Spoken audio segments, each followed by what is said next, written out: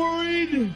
You're worried that some people don't like you in the locker room? Hell, if you ain't making enemies, you ain't making money.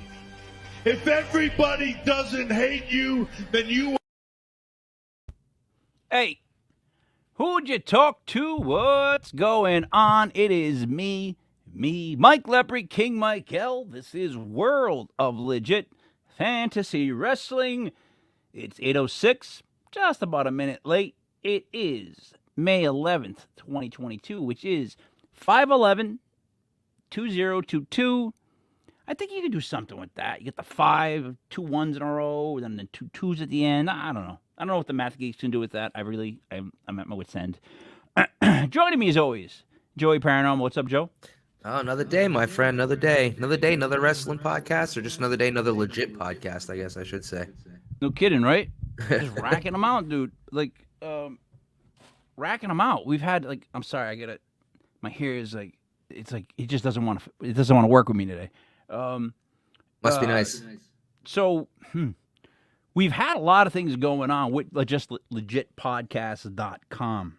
Right, Joe? Yep. We've got this show, the wrestling show. We do fantasy football. We also are doing now, we do paranormal, obviously, Sunday nights. We're doing a memorabilia show now on Tuesdays and Thursdays. That's actually you can bid on stuff. I mean, not bid on stuff. You just buy into a break, and you can win something ridiculously expensive, basically. Also, Joe, I wanted to let you know that I reached out to all the USFL teams, Twitter handles, everyone I could, to let them know that I was 13-3 through 4 weeks, and that's why I got a big announcement, Joe. I got a big announcement. Can you just give me 1 second? I want to make said big announcement.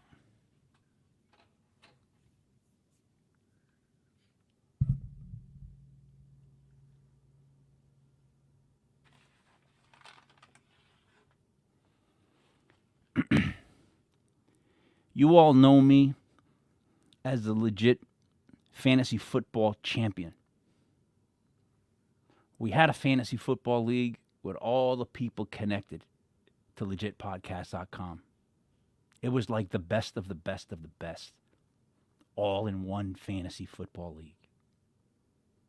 But the thing is, even if you put me in with the best of the best, there's still no competition. So,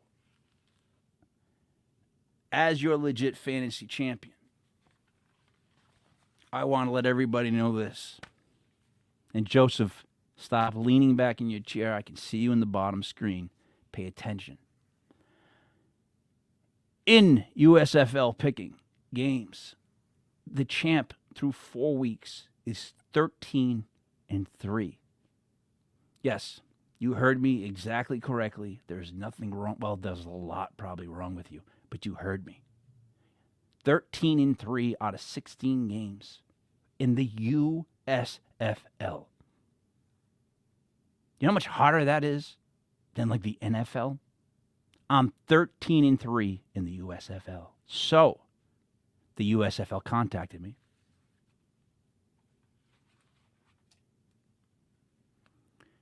And awarded me this. I'm sorry. USFL champ. So now, Joseph,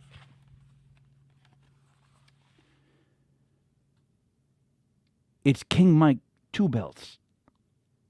Your champ. Not only your legit fantasy football champ, Joseph, but now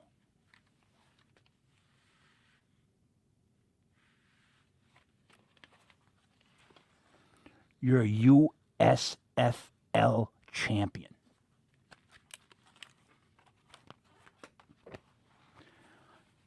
I look forward to next fantasy football season. I still think we should get rid of the bottom 2 teams because they stink. And that's all I wanted to say, Joe. please do me a favor. Oh, sorry. I fell asleep there, my friend. I'm sorry. What Do happened? me a favor. Take better care of yourself. I'll see. I'll be around soon. King Mike L. King Mike 2 belts. Hey Joe, what just happened? Was that the champ? I don't know. I fell asleep. Your voice changed. It went so soft and subtle. I passed out in my chair for a little bit. Did the champ come through? Might have been. I don't know. I missed him again. Oh, it must have. What was the big deal? What was he talking about? I don't know. He drew. He took a marker and drew on some plastic and declared himself the champ of a league that just started about a month ago. So I don't really know. Oh no! He is the USFL champ because if you pick 13-3 out of the first 16 games, how are you not? So the champ. Look, we're lucky he has such broad shoulders to carry so much. You know what I mean? That's all I can say about that guy. I'll tell you what, man. You keep making me money, and maybe I'll buy into this champ thing. Dude, the champ is money. There is no more hateable person than the champ, right? That's the best. See, I think in wrestling, once you're the champ, you should slightly change your character to become more conceited, full of yourself. Because look at boxing champions through the history of time. What was their downfall? They got full of themselves. They didn't train as much, whatever, right? But he's going to be, like, I would want to be the type of champ that was like, they would show me training during the day and then drinking beers at night. Like, that would be my guy. Because that's the guy I want to see fight. I don't want to see the guy who trains all day and does all these, no offense, Joe, CrossFit stuff. I want to see a guy who's banging it out, running it out, sweating it out, and then he's pounding beers at night and he's ready to go. Hey, man, they do beer miles at my CrossFit gym, so I think you fit in. By the way, so that whole Edge faction, we were right about Rhea Ripley. Yeah. That was called. That was called. And then, if you remember, I said Finn Balor. Finn Balor is going to turn on AJ Styles. There's a rumored fourth. He becomes the fourth, but here's the thing. Here's what Edge's angle has to be. He has to talk about how you were the champ and you never lost the belt. Yeah. You were the demon. What happened to the demon, Finn? That's what he's got to ask him.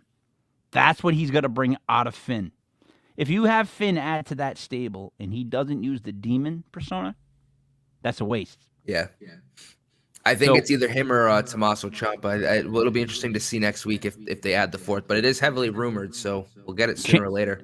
If it's Ciampa, I can't like argue because he's a smaller guy, but he's friggin' ripped. Yeah. He's one of the most like in shape people I've ever seen. He looks like he's so in shape that it hurts. Like he must be hurting at all times because he's starving.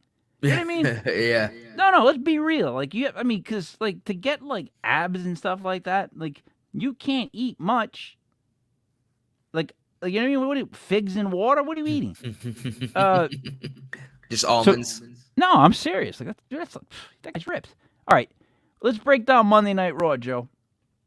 It wasn't the worst episode ever. No, that's what people are saying.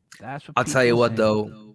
We're going to miss it, and I'm a little sad. Danhausen's making his debut on AEW tonight, and I think Hook's going to have his back, and I think they're actually going to go forward with like a Hookhausen type tag team. Oh, yes.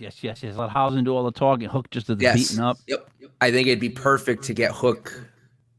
They're already both over. They're both already over. Yeah, I just think Hook isn't over enough with more like mainstream like wrestling, and Danhausen he's getting there because he's just been a marketing machine. I'm gonna go opposite with you. I'm gonna say that Danhausen's known more internet and social media stuff, but what's his face is making Hook's known more in like hardcore wrestling circles. Yeah, he's definitely making a bigger name because dude, he was like one of the first guys I checked out. It was when I heard about him, and because I just wanted to see him because he doesn't look very big. No offense, he just doesn't look very big, but they've got him. They've had him in there with like decent opponents, and the kid's strong. The kid can. I mean, he's young, so he's real strong, and he's Taz's son, so he's got to have that. Taz had to show him exactly how to like flip somebody. Like, in other words, when that kid does it, he does it so hard that he makes sure that the guy lands away from him. which is like the best thing you could do. That's the Brock Lesnar move. Like whoever said it, you don't jump for Brock Lesnar. He just picks you up and throws you. Yeah. There's like you don't have to participate at all. He's got you on that. But so yeah, that tag team would be great. So Joe, you know what? There's a thing called DVR. Yeah. Yeah, I can go back and watch it too. Oh yeah, how that goes. So let's go on to Raw. First match was the Raw tag titles. Now, I've always been a fan of opening this show with the belt on the line. Let me just start there with the whole booking. You want me to start where? I'm asking you a question. I said I've always been a fan of opening the show with a title on the line. Do you agree? Oh yeah. Oh man, I can hear that echo tonight. And holy hell, is it just me? Just Am I you. that loud? I don't hear But yeah, I just wish there was another tag team. You know, like we're talking about Hookhausen, and it's like there's just not a tag team that gets me excited like that, except for RK Bro. Like even they're getting a little. Wait a minute. Are you saying what I said a couple months ago about the Street Profits? I mean, I like the Street Profits, Oh, but they're just not doing anything with them. There's no story. It's just they're just in tag matches, and that's really it. They're 2D characters. They're characters that have been played before. Like until they start to, adjust, they're just doing the generic teams we've seen before. Like these teams, they always rebuild teams. It's ridiculous. They did start planting the seeds possibly for RK Bro split in this match, which is interesting. Why? Because Riddle went for I think a superplex, not a superplex, like a dive outside of the ring, and landed on Orton or hit Orton. Yeah, the Bro accidentally took out. Yeah, he took out Orton with the Broton. The Broton. And then after the match, or on Raw Talk or whatever they call it, Randy was kind of saying how Riddle needs to stop using the RKO and make him go back to using the Bro Derek as his finisher, because people want to see Randy Orton do the RKO, and he said, I've got another 10 years, and I need people to be excited for me when I do it. He didn't say it in a negative tone. He said it more of dude, it's so awesome when you do it that you have to stop because you're taking my thunder. But it was still the fact that he said it that way. It was how did what's his face take it? I mean, like Riddle. Oh yeah, man. Yeah. then that's fine. That fits the characters. Yeah. He was like, yeah, no, you're right, man. You're right, man. Yeah, man. Oh, Randy. All right. So the next match. It was a good match, though. I mean, it's never not a good match. The next match is a match between Liv Morgan and Rhea Ripley. Now, here's what I think when I think of this match. I think Rhea Ripley is by far the better wrestler. I've been a Rhea Ripley fan since day one. You know that. That's been, as far as female wrestlers, that's who I back. Liv Morgan seemed like they were trying to push her to a level where she would have joined the Edge group. Do you know what I'm trying to say? Yeah. And they just couldn't get her over. Because the way she dresses would have fit too. But Rhea got it, which, first of all, Rhea Ripley, number one, how tall is she? What are the stats? She's got to be 6'2". Is she over 6? Well, no, you can't say that because all the girls are really tiny, and she's standing next to them. So she's shorter than Edge, right? She's much shorter than Edge. I saw that picture. He's 6'4", so she's going to be, 6 feet maybe? Yeah, 6'1" maybe. And then her power moves are unmatched. Liv Morgan can't do what Rhea Ripley can do. No, the only one that can do what she does is probably Charlotte. Or Bianca Belair. Bianca Belair. Those two remind me the most of each other, and then there's Charlotte. But plus as far as looks, she's purposely always been completely different. Yeah. And I've been a big fan, dude. I think she's a very attractive female. She's just got a completely different look. I'd probably be more scared of her than anything, but she's got just a really good look, and she's a big girl, arms wise. Yeah, and she's one of the only females I think because Ruby Riott was more punk. Yep. Ray has got way more. She's metal. She's got them, and you just don't see that with a female superstar. Which is what and they call her the Queen of Brutality. Yeah, one of the greatest nicknames you could have, kid. I'd love to be the king of brutality. That'd be great. Oh, geez, don't say that because next week it'll be King Brutality Mike L Double with belts. 3 belts. Double belts. I can't believe the champ won another belt. I just can't believe it. I mean, Yeah. if anybody deserves it, he does. But so, all right. So Edge Looks seemed, like someone went to arts and crafts night, but know we'll you- say he won it. I still don't know what you're talking about. So Edge seemed to lean less into the supernatural stuff for his promo and came across as more angry and resentful. Yeah, which is good because I think as much as I love the supernatural kind of element to wrestling, obviously everyone knows I'm a big fan of Demon Finn Balor, Kane. If you kind of force it like what they were starting to do with Edge and Damian Priest, the crowd, the fans weren't taking to it. I think WWE's reining it in just a little bit. No, so here's the twist, the slight adjustment, and this makes sense to me. This is why I didn't. This is why when I was starting to see it, I was thinking, yeah, I don't know if this is the way I would push it. All right, with that haircut that he got, right?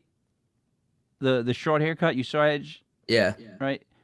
He came across more this time as like, like the maniacal mastermind behind it, but like not showing the evil side. That was more like the business manager Edge, the controller of the group. Right. All right. You know what it kind of reminds me of? Yep. All right, I'm gonna nerd out a little bit here, but did you ever in your years play a fighting game called Tekken? Of course. So he kind of gives me a Kazuya vibe, like the purple suits. You know, he's kind of got like the suit going on. He's like that crazy maniacal like leader of this big corporation. It's not a corporation, it's a faction, but he's got that crazy maniacal leader who is deadly and dangerous, and is one of like the stronger wrestlers on the roster or one of the stronger characters. But he has everyone else kind of doing his shit for him. So to truly be, and here's what I think they're trying to make Edge seem like, although not. So don't take the word and run with it. Like the devil, like the Lucifer character. Like, he's wearing the suit, but he has the what do you want to call it? Supernatural people below him. That's why I'm telling you, what's his face was fitting perfectly. Finn Balor, yeah. They all have like their own weird, like that dark side that they could bring out. All these characters, and he can control them and run the whole thing, and try to like fix the WWE like that. He needs to be of that mindset that he is the only one who can do it. Yeah, I agree. I think it'd be so perfect, and it's nice to see them kind of leaning into this faction thing, because they're seeing how much success they're having with the Bloodline, and I think I hope they just do more of this. And it still drives me crazy that they let everyone from Hit Row go, because I think that would have been a great idea for a faction. You need to be able to hit a bunch of, because that's the point of factions, is you hit a bunch of different demographics, a bunch of different fan types, and they haven't done it for so long. And one of the biggest parts of the Attitude Era was just the factions, the groups, the tag teams. Everyone was together. You had DX, the Nation of Domination. You had the Ministry. You had great tag teams like the Rock and Sock Connection, that kind of thing. Once again, though, Joe, the Authority, the original Authority. What podcast can you name that was calling for factions at the beginning of their podcasting? Yeah, that podcast. That's what we were calling for from the start. And I even was saying how I wanted, like, I think we might have said we wanted a supernatural one. We want this one. Like, we want, like, come on, man, bring them back. And you know what? We've been booking correct. You know what? I almost want to get a third belt for literally how we've been booking. No, for real though. The WWE. No, I'm laughing at something else. What are you laughing at? Because you put the cap on, and in my head I'm thinking The Office. And I'm like, oh no, it's Date Mike, and then I realize your name's Mike, and I'm like, oh, it all fits. It's Date Mike. Nice to meet me. Mike? Oh, it's from The Office. Michael Scott's character, he goes on. He doesn't realize he's on a date, and when he does go on a date, he goes out to his car and puts on one of those kind of hats, and he becomes date Mike, and he plays a character who's hitting it off with this girl when he didn't know they were on a date. He plays a character, completely ruins the date, but ends up picking up the bar manager instead. It's this whole thing, but You want to know what's weird? So there was a character that I used to play that my wife hated, and it would only be on like New Year's Eve occasions or stuff like that. I had this tie that was all dollar bills, whatnot, and I would always wear something ridiculous for a shirt, like with the collar popped, and I would call myself Johnny Paycheck, and I have fake Monopoly money. And all night long, I was stuffing fake Monopoly money in people's pockets as I'm drunk, talking to them, like tipping them as if I'm tipping. She hates that character so much, Joe, that I'm no longer allowed to even be him.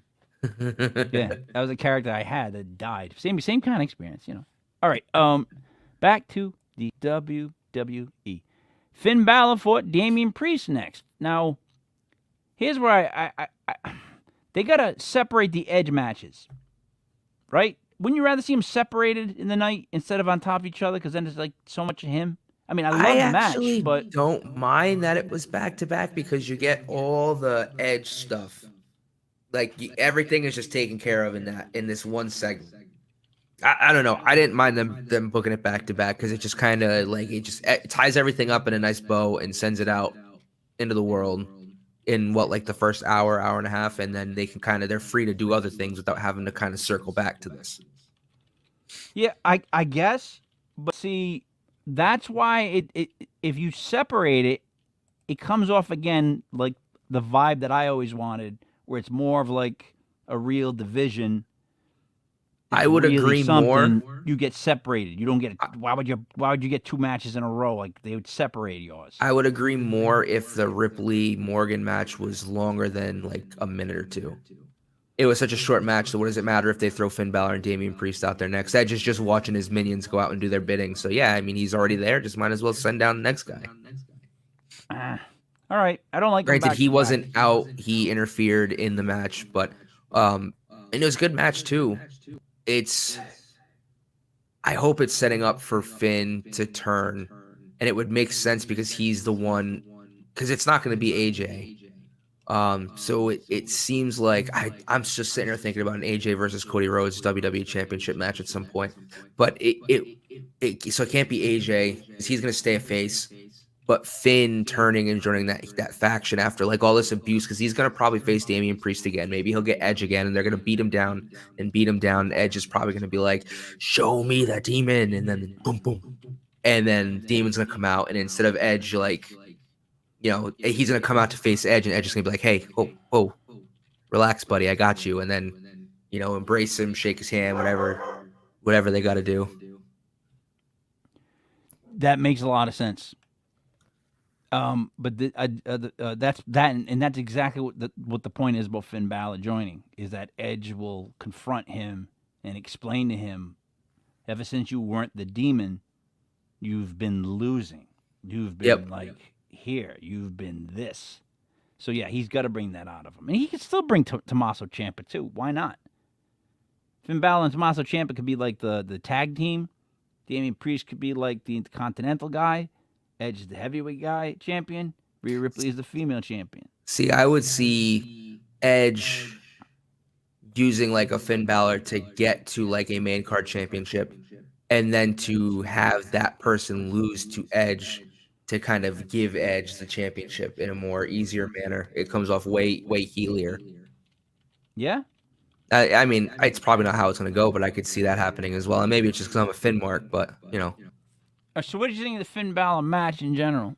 I mean, it's a good match. I mean, these two have good chemistry, and their matches are usually pretty good. Whether or not you like Damian Priest as a performer, they usually have pretty solid matches. So I didn't hate it, and anytime I actually get to see Finn on TV is always good TV for me. What do you think about? People make comments about the vest. Damian Priest now wearing a vest. I like the vest. I mean, it's unless it's egregious, I usually don't care about small little. No, but like people don't. Changes. In other words, a lot of people have a problem with like wrestlers who cover their physique. And the thing is, he's not covering his physique. He's in great shape. That's why I like the vest. He's not. It's not like it's the Kane and the Undertaker things where you can hear the material screaming and crying as their guts are stretching it out over their. I mean, Jesus Christ! Like they must. You ever see? Ever watch Friends? Yeah. You know the Ross episode with the leather pants? Yeah. That's all I think of when I think of like Kane trying to get out of his suit. Yeah, but you know what though? Have you seen pictures of him lately? What he's Not looking like lately. now? He's like his whole that gut that he had developed is completely gone. He is like he's ripped. He looks better than he did when he was in the early 2000s. I guess he did the DDP yoga program and he got cut like a motherfucker. Really? I'm sorry, he got cut like a mother. That was better. All right. Next match. Alexa Bliss, Sonya Deville. Now, I don't know what's up with Alexa Bliss. I don't know her character. I don't know what she's there for. And Sonya Deville, I don't know why her character is like it is. And then didn't she get reprimanded for like interfering or doing something as a GM? Yeah, and basically this was her punishment where if she lost this match, she was no longer a authority figure. And this was a tough one for me because it was cool to see Alexa Bliss come back. The crowd was really into it. She was like 3/4 of the way back to her old gimmick, but she still had the damn doll. Did And she? I didn't yeah, notice the doll. Oh, yeah, she still had the damn doll. And she beat Deville in 2 moves. DDT and the Twisted Bliss. You know And what? is What? Go ahead. I mean, I think maybe I get them trying to reestablish Bliss as like, no, remember she's a 5-time champion, like she's top card. But at the same time, I also don't think Sonya Deville should be buried as badly as she gets buried. Like they make her out to be this coward, like weak champion. And I've said this plenty of times on the show. She's a former MMA fighter. Yeah. Like she's a badass. She could She's probably actually the listen, first ever. Like they call her the first ever official female gay wrestler. Like to come out. So she's like a trendsetter on top of stuff. Yeah, her moniker is the Pride Fighter. It just bothers me so bad. Like she had to take time off because some crazed fan like broke into her house, so she took some time away from the show, and she comes back and she's been featured on TV, which is great, but in this cowardly authority role, which I just think is so not like what it's just not good for the character that she's playing. Like she was the muscle in Absolution, and now she's just some like weakling who gets destroyed every week, and she deserves better. So if they're bringing the Fiend back, that's the only reason I can see her holding on to the doll. I will not hold my breath for that. I think Bray is done with wrestling. All right, but I'm just letting you know that's my thing with that, right? That she's holding out all hopes with the doll. I think you know why they won't. Why she still has the doll? Because it's still selling.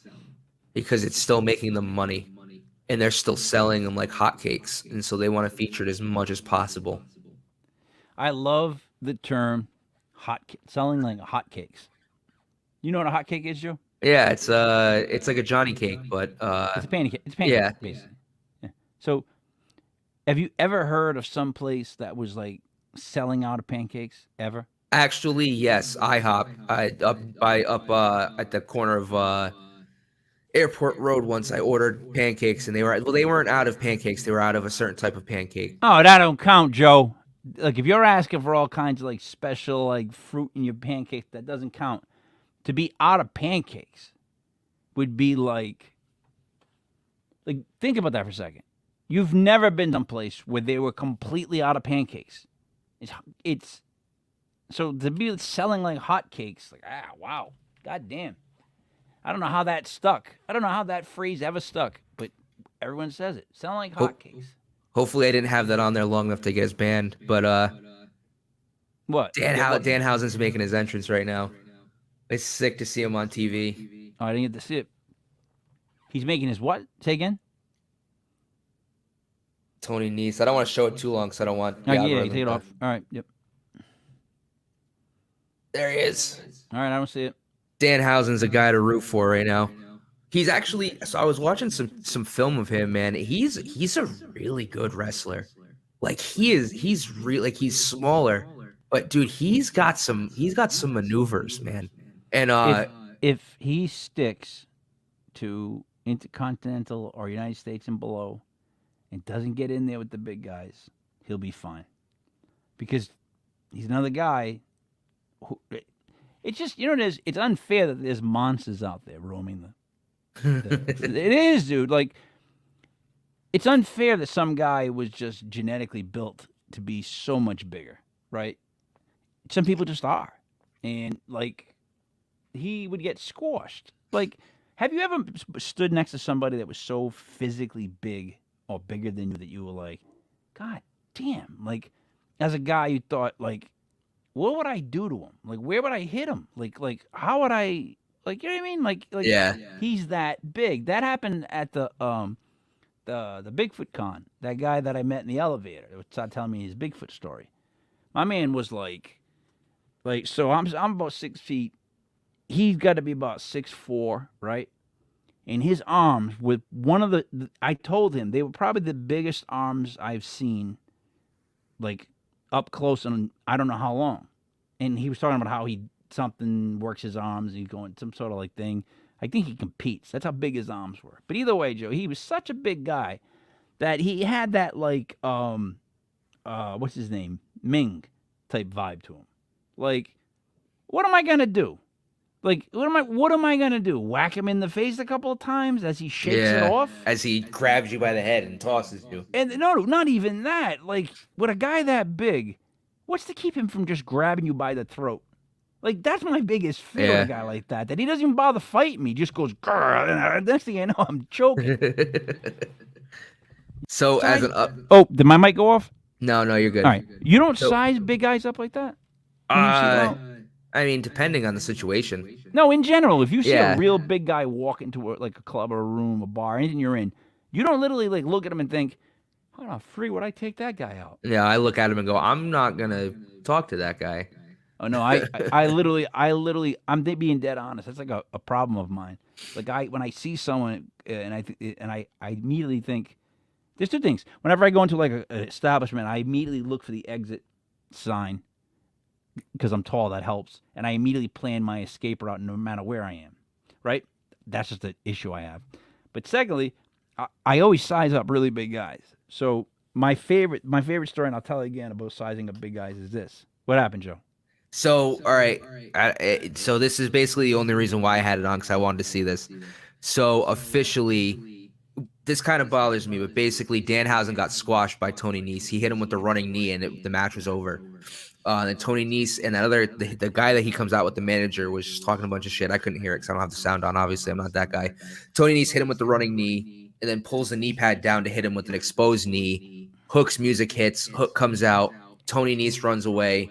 Hook technically makes the save, and then Danhausen gets all excited, puts his hand out. Hook shakes Danhausen's hand and walks away. So I think officially Hookhausen is happening. It's gonna be awesome. It's going to be the best tag team in wrestling, dude. It's going to be a fun time. I'm telling you, after this, look up Danhausen's YouTube channel. Love that Danhausen.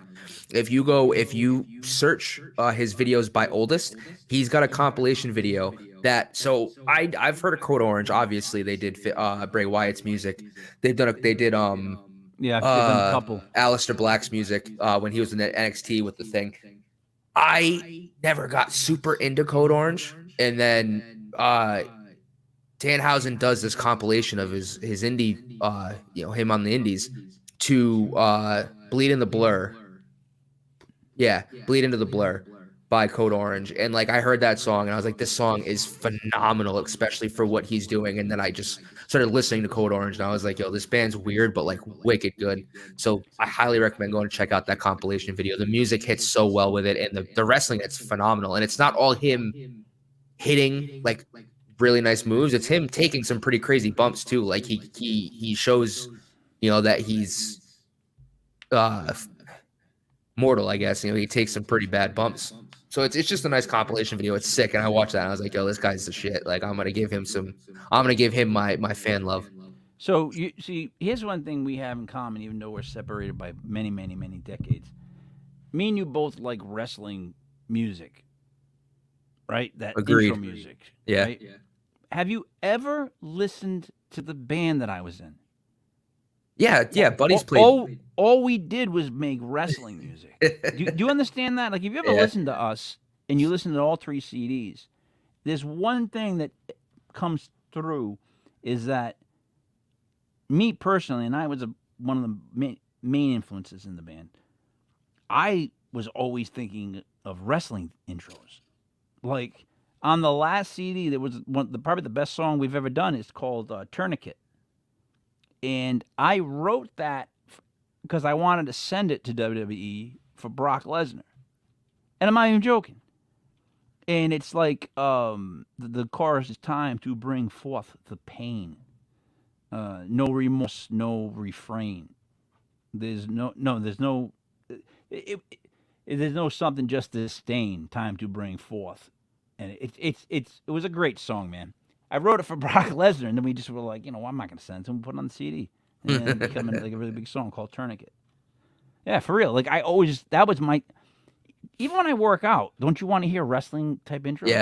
Yeah. I actually Well, listen to wrestling intros when I work out. How about that, Joe? I think I've said this on the show before, but back when I was in basic training, so I'll be the first one to tell you I'm not a good shot.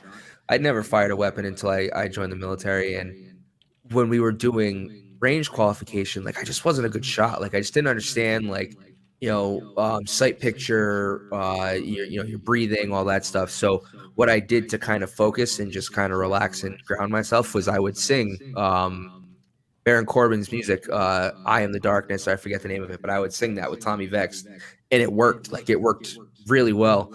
I agree with you 100%. Like some music just hits so hard, and that's why, like I said, when NXT switched to using Slipknot's All Out Life entrance, like you heard that and you just wanted to just start throwing things in your house and start jumping up and down and choke slamming your pillows and shit. Like it's such a good way to open the show. And now it's Wale and There's two wrestling songs that I will sometimes open my workout with, and it depends on what I'm doing. The main one is "Lines in the Sand," yeah, Evolution, yeah, because just the way it starts off, it's ready to, like, if I'm ready to start lifting. The other one is if I'm gonna do something where I'm gonna do like heavy on arms, heavy on something, I use the Ryback song because the whole meat on the table, that's what you are. It's such a great song. They could have, like, if it was a better character, it would have been awesome. But even just the whole feed me more. Like, all right, I gotta share this with you because now that Yeah. we're on this, go ahead. see if you can pop this up. This, if you've never heard of this album, I highly recommend you check it out. If you could pop me up on the screen so we could let all the kids listen to, or let all the kids see it. We can't play music, but I'll pop it No, up. I won't play it, but it doesn't. You can't really see it that well. This album, Forcible entry. I can hear it. Yes. Your Yes. mic's starting to break up, though. Oh, that's not good. Maybe I it's. got you. But yeah, I mean, some of the song, like the game, the Drowning Pool, like kind of mix that they did. I wish he used more. No. All right. I'll go through this with you. Hold on. The Game by Drowning Pool. No. And no. I love that one. No. His music, Triple H, comes out to Motorhead. Well, yeah, I get that. Joey, that. pull your head away from the mic. Maybe that's what it is. Try talking. No, my internet connection's kind of right. going funky now with this shared. Dude, the Game only comes out to Motorhead. I'm sorry. But all right, go next song. So Kid Rock Legs, I don't remember that as much. I think that was like the Stacy Keibler mix. Awful. Yeah, Awful. I didn't really care for it. You know what? Let me tell you something about Kid Rock. Can I tell you a quick Kid Rock story? Or have I told it to you already? I don't know, actually. So, it was before a Kid Rock performance, and Shed was performing as an opener, and Shed did we had just done the Two-Headed Monster, so we had a new version of their song Home. Their song Home was their big song. That was their closing song. Everybody knew it. But what they did is we added a rap verse in the middle of it, and expanded it. So they wanted us to do it before the Kid Rock show. So me and Dave have to show up, right? We're waiting for we watch the whole Shed show. We go in the back with the tag, getting ready to go on for that last song. And there's these 2 glass boxes on either side of the stage. They're like disco boxes almost. And apparently when Kid Rock would jump on top of them, they would light up. So they were these light up boxes, right? Does it make sense? Yeah. I took that down. No worries. So right. So they're there, and Chet's playing, and we're getting ready to go. And the sound stage manager guy for Kid Rock says to us, "Hey, you're going up there. Don't jump on the boxes on either end." And we go, "Oh, definitely. Okay, cool." Because Kid Rock's. We're like, "All right, yeah." So we turn, and I'm telling you, dude, not even a second, 10 seconds. Hey, we're like, he goes, "Remember, don't jump on the boxes." And we go, we're weirded out that it was so quick. We're like, yeah. So as we're ready I can feel us getting ready to we're almost there when we're going to come on. I feel a tap, and and he's like, "Guys, don't jump on the fucking boxes, remember." And I turned to Dave, and it was, "Jump on that fucking box as much as you can. We'll jump off the stage, go through the green room, out the front. He'll never find us." Right? Joe, we wait. Our turn. Stomp, stomp, stomp on those fucking boxes. The guy wanted to come on stage and fight us. Off before Shed finishes. Out the green room, we disappeared. That's my story with the Kid Rock thing. But we'll never know what the boxes were for because you left too quick. No, you step on them, they light up. Oh, yeah, okay. Yeah. You know what I mean? Him and the other guy, the little guy, would step on them, they both light up. And I guess they're sensitive. So he kept saying, "Don't." But dude, here's the thing with me. Tell me once, I'm in. Tell me twice, especially if it's quick. I'm wondering why you're doing it. It's a little off-putting. But do it a third time where you're tapping me. Now I'm like, all right, there we go. You know what I mean? Now I'm definitely not going to do what you asked. But what did you expect? You know what I mean, Joe? Are you like that? Do you have that line, or how many times does it take for you? Probably about 3, maybe 4. Depending on the rapid fire succession. But yeah, I mean, at some point it's just I'm just gonna do it because you told me not to. Fuck out of here. Yeah. All right. I'm with that. You should have used the beat, but you didn't. Moving on. Ezekiel versus Kevin Owens. Oh, we're not gonna go through the rest of the album. Oh no, the rest of the album. Let's do it. Oh, hold on. I'll bring it up. Oh, whoa! How'd that get there? Oh man! Oh, look at that, Joe. Our website? Oh no, I don't. Hey, Joe. By the way, scroll down for a second. Go back to our website for a second. Scroll down. Look. By the way, legit memorabilia, Joe. What exactly is that? Scroll down a little further. Look at that. Those are different breaks. Minis. Wow. Potluck. Jerseys. There's a full size. See, view all products. Click that one right there, Joe. Watch this. Look at these. Now, you can buy into any of these breaks and win, names like, oh, my God. Just look what I got behind me. I already have behind me Lawrence Taylor, Jamal Lewis, Jeff Garcia, Jerry Rice, and, I always forget the name of the defensive back for the Cowboys that won 3 Super Bowls. Damn it, I'm blanking on his name. A little bit too old for me. No, he's not that old. He's recent. He's won 3 Super Bowls. It was the 90s, I guess. But yeah, Joe. And we're doing this show tomorrow at 8:00, 8:05. I'm gonna work as hard as I can tomorrow to promote it, send it out to everybody I can. I need your help as well. Yes, sir. We have to blast people, kind of like I blasted people today with the USFL. I not only put at everybody in one comment, but I also went on each one of their pages and commented on one of their posts with, "I'm 13-3." It's true though. It's crazy. At some point, they'll start listening. I was talking about it today with brother Ray, and he's like, "It's unbelievable to be 13-3 picking in any sport." like any sport. Yeah. But a new league like the USFL, where you really don't know all the players, like to be able to do that in an supposed unpredictable league, it deserves the the hype I'm giving it, man. God damn. All right, so show me back the music. All right, what do we got next? So third track. So I actually liked Creed. I know that's probably blasphemous. It's up there with like Nickelback, but this song, "Young Grow Old," really good song. I don't know who this was specifically kind of done for. It might have been Randy Orton, but I don't fully remember. It might have just been a track on the album. Okay, so next. This Stone Cold used this, and it was fantastic, but Disturbed's Glass Shattered. So good. Such a good version. All right, next. Limp Bizkit. I mean, come on, Rollin'. We all know what that is. You know what? Here's the thing. I have a personal issue with that band. I do. I really do. Because we were doing a style of music that they came out of nowhere, bastardized it, and ruined it. You know that, right? Yeah.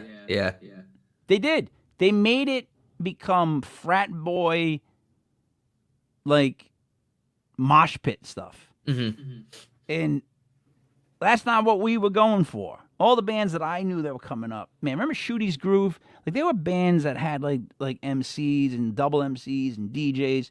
I mean, it was very far and few between. Like, in the early days, we would show up places and they were totally shocked that we had the equipment or the people that we did. They're like, all you guys are playing? Oh, my favorite was, what's the DJ do? He plays in between songs? We're like, no, he's actually like an instrument.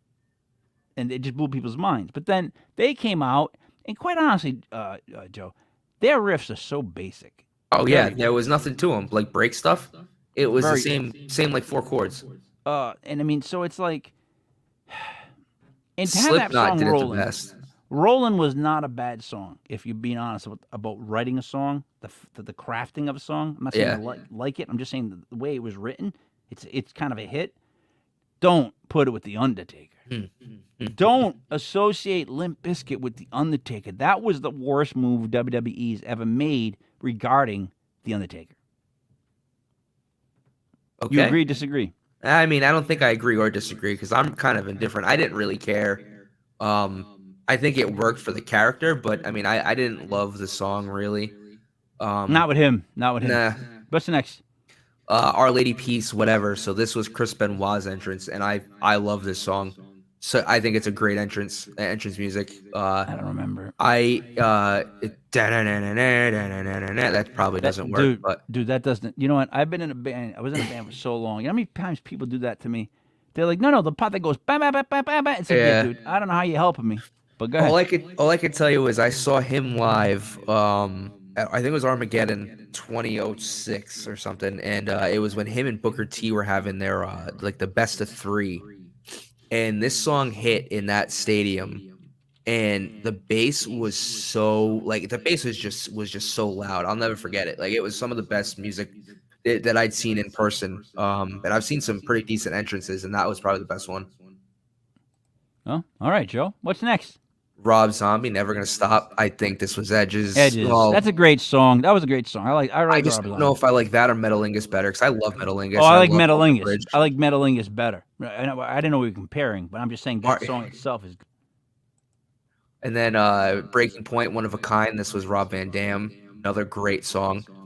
There's a better version of this by a band called Shadows Fall on Reckless Intent. Shadows Fall, another great band that didn't really survive too long. Man, when this type of music was popular, WWE was pumping out albums, though, right? Oh, I got great music too. Absolutely great music. What's next? Come on, how far are we going? Marilyn Manson, The Beautiful People. That was SmackDown's music at the time. Probably the second best, next to Drowning Pools' Rise Up. I liked Green Day, Know Your Enemy. I thought that worked. When did they use that? It went. Yeah. It might have been Raw. I don't remember them using that. That might have been when I checked out for a little while. Yeah, no, look up Know Your Enemy, Green Day, WWE. It was one. It was a theme song. It had a great moment where Yeah, it's like a decent song. what Yeah, it's a decent song. Randy Orton's eyes like lit up like the Viper. Like it was really Yeah. cool the way they shot it though. It was really good. I thought it was really good. I remember it. So what's next? So then it goes into what was the best Raw theme, the Union Underground across the nation. Yep. Move Yeah. to the music, play that Move music. to the music, play music, Uh, move to the Then we go into music Seven now. Dust, Break the Walls Down. Great Yep. version of Jericho's entrance. Seven Dust is a band that we knew. Yes, Seven Dust is a great band. We played with them a couple Saliva. times. No, we played Saliva with did them. a what? Listen, we played with them a couple Oh, times. really? Yeah, we played with them in New York. They were a band that Dave got to know one of the singers. I think the second singer, decent. It's a good band. There was two singers. There was one, and then the first. Yeah. You know, so yeah, so we got to know them through New York. I think that's where they're out of. But yeah, and we get to play with them, and then we saw how big they became. Like they're another one of those bands that we played with, and then like a month or two later, you're like, oh my god, how big are they? Like, that's how big they were. But go ahead. So then Saliva turned the tables. So that I was like Saliva. and I it was like a good it was a good mix on the Dudley Boys entrance. See, Then Monster Magnet lived. What happened? it's tough to work with the Dudley Boys entrance because they want that The Rockets, yeah. yeah. So then you had Monster Magnet, Live for the Moment. That was Matt Hardy's entrance. I like Also Monster great- Magnet. Yeah, it's a great entrance song. Yeah. Then next one up is Stereo Mute, which is End of Everything. I Raven. don't know that one. Don't know It it. was Raven's entrance music. Also very cool entrance music. Very kind of like He could have been Edge. What Edge is now. You know what I Yep. mean? Like that's where he should have went, but they just didn't like him in the WWE. he rubbed a lot of people the wrong way. Yeah, they didn't like him. The Yeah. WWE did not like him. I mean, they made him Johnny Polo at one point. Go ahead. So then you have Cypress Hill did Just Another Victim. I don't remember. That might have been like a mix on Taz's. No. So all right. So Just Another Victim is a song done by Helmet and House of Pain. That's a song that we covered on the Two-Headed Monster show because Shed would do the Helmet part and we would do the House of Pain part. That was on the Judgment, probably the best rap and rock album ever, the Judgment Night soundtrack. Joe, right after this, pull up the Judgment Night soundtrack really quick because I want to blast through that. You got to see what I'm talking about. But that song's from there. Okay, next. All right. So then Dope, No Chance. Yeah, that's the Vince McMahon theme. Yeah. That was classic. So the next one is I really like this band, Boy Hits Car, but they didn't really do a lot. And then this was Lita's when she split from the Hardys. It was Love, Fury, Passion, Energy. Another great song that she still uses. And then to round out the album, the reason why I bought the album when I was a kid, Kane's greatest entrance music ever, Finger 11, Slow Chemical. Yeah? I loved that entrance. I love them putting vocals to his music. I think the vocals were the lyrics fit. The song was perfect because it was very. It was dark. It was very dark. All right, pull up Judgment Night soundtrack.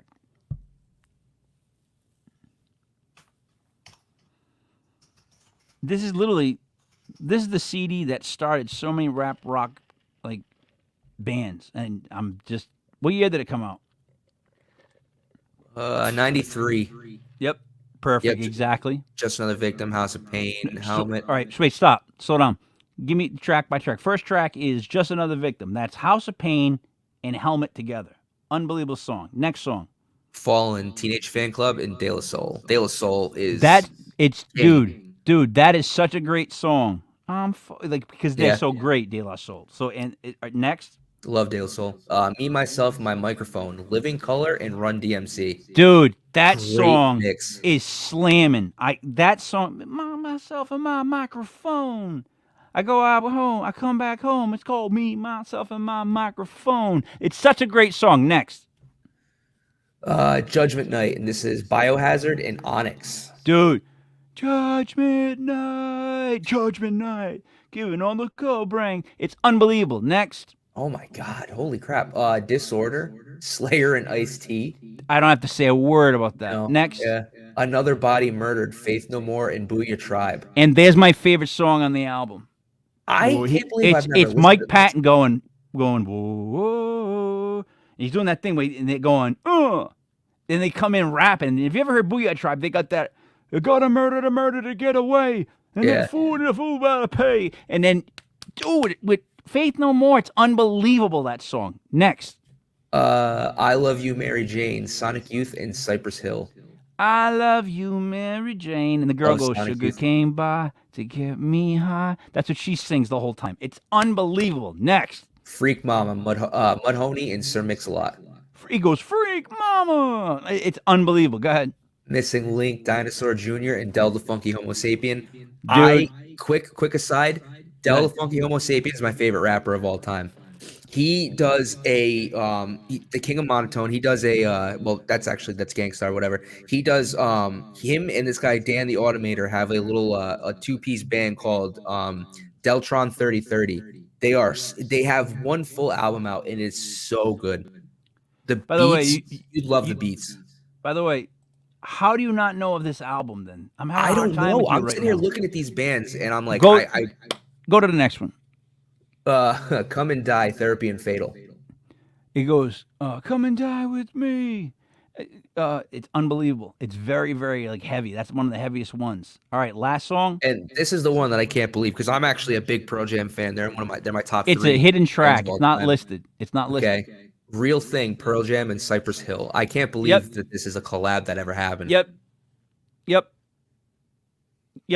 Joe, this is, see, you understand something. And look at the date. And then go look up Limp Bizkit's release, everybody's release. Other than Rage, like the main ones, this spawned like so many bands. This is one of the bands that definitely influenced us. I mean, this CD. Because it was just starting to show you what rap and rock was like. What could do together, yeah. And it was like all different, but all those songs are different. They're not like all heavy. They're not. It depends on who you're dealing with. It played like the Cypress Hill ones are gonna be like trippy and stuff. Like you just know that's what's gonna happen. And sure, Mix-a-Lot's upbeat and dude. After this show, your task for the night is to listen to this CD, and then get back to me on what you think of this CD, and then tell me how you missed it. You know what I mean? Well, it came out a year after I was born, so still, like that's like going back and grabbing like a Zeppelin or one of those Kiss ones. You know? Fair enough. So, Joe, what are you gonna say to wrap it up? Because we're I know we kind of pivoted. We were supposed to go through Pivot. Raw, but honestly, you ever watch Friends? Pivot. Yes. Pivot. I'm sorry. I would so much rather take that detour because I was actually last night I was going through because I watched Cody because Backlash. Actually, we didn't even talk about Backlash because I know. I realize. So the only match I watched from Backlash was the Cody Rhodes Seth Rollins match. And his entrance music is so good. So I started going down a rabbit hole. Like then I thought of Christian's entrance music was Story of the Year, and then the female band that actually did his entrance before. And I started looking up older albums and shit. So that album was fresh in my head. I'm very glad we were able to take that pivot to go down that memory lane because in the Attitude Era in the ¡90s, WWE entrance music was such fire. And it's if you hear what they do now, it makes you want to just I don't know why people watch anymore, to be honest. It just doesn't make sense. Joe, what's funny is we went over a great WWE album or CD. I also gave you another gem of a CD to listen to. So knowing that you like that style of music, I can think off the top of my head, there's probably like 3 or 4 CDs, albums you've never listened to that are the basis for what happened in all this style of music. Well, I can tell you I was a big fan. I just don't listen to them as much. 311. I know they're not necessarily like metal or rock, but what 311 did, I mean, they've been around for decades now. I think they came out in like the mid to early 90s as well. They were one of the first bands like that I really got into, but outside of Slipknot, obviously, because I'm a big maggot. We opened for 311. 311, really? Yeah, never. I've seen them once. It was a great show. They Never actually opened played for with Cypress Hill. We also opened for Power Man 5000, the Bloodhound Gang. No, really, Anthrax. I love the Bloodhound Gang, man. They were such a trip.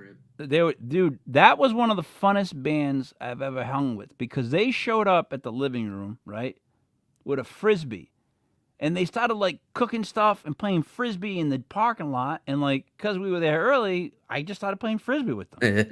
Like it was there's just weird things. We hung out with them, and that was crazy. Hanging out with Stain was crazy. Right, like knowing them, and then they got signed, and then hearing from them that they got signed was so weird for us. Like I tell the story.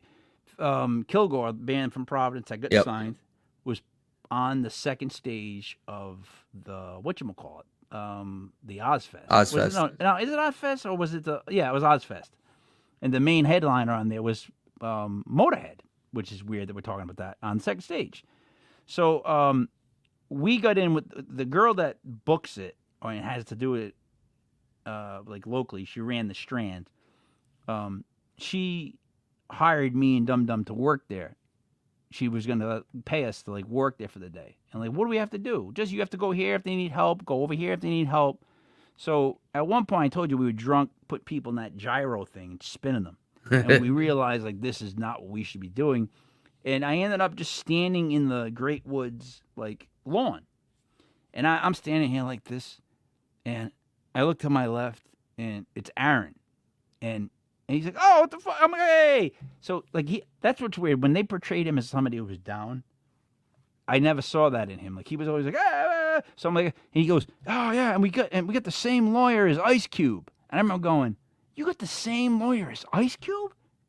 And I remember telling Dum Dum, they got the same lawyer as Ice Cube. I'm like, dude, but the way you sing and the lawyer from Ice Cube, you gotta be able to. You're gonna make it. Like this is gonna be big for you guys. He's like, yeah, I hope so. And then, yeah, they blew up. That dude, the show of shows was at Lupo's to kick off Kilgore's like European tour, right? And the new CD. It went Stained on first at like say 8, Godsmack on second at like maybe 9, my band on at 10, and then Kilgore headlining at the end. Joe, there was no way we deserved to be where we were, but it was one of those things where just saving the friggin' the promo, the sheet, the band flyer, whatever you want to call it, is so awesome because of where we were. You can say like, "Hey, I did this." Well, there's but the thing is with Godsmack, there's more than one because there's us at the living room. I think at least once or twice where we're headlining and they're below us. Because in Providence we ran the living room. Yeah. And with Stained, we may have headlined the Espresso Bar in Worcester before them.